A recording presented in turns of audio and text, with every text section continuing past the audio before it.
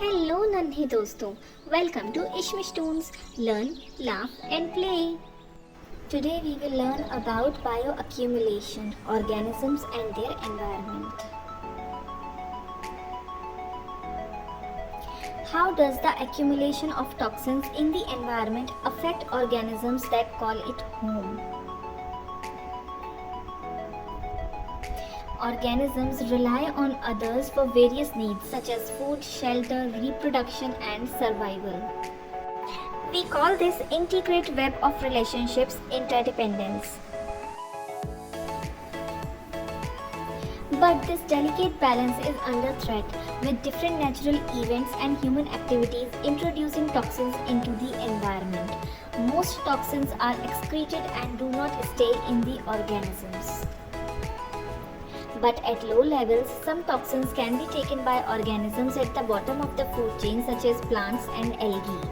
This process is called bioaccumulation. Bioaccumulation occurs because the organisms either have been taking up the toxins faster than they can excrete or have no way of processing or degrading the toxin. When primary consumers eat these plants or algae, they also take in the toxins on them. As a result, they now have high levels of toxins.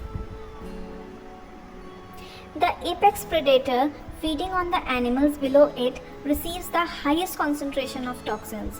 This high toxin level can severely affect the organism and eventually the entire ecosystem. How do toxins enter the food chain and affect the organisms? One example is the introduction of mercury in bodies of water. It used to enter the ecosystem through insecticides and paints.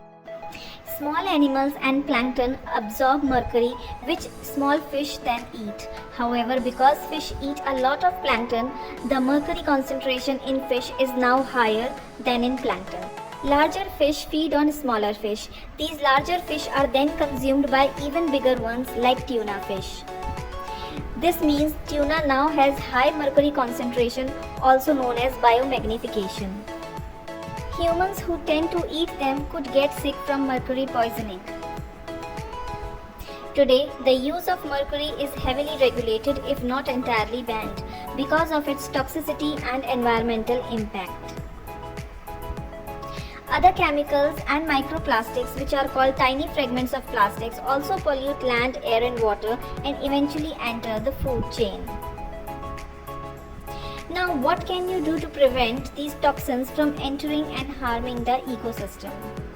Now, a quick recap. What is interdependence, what is bioaccumulation and what is biomagnification?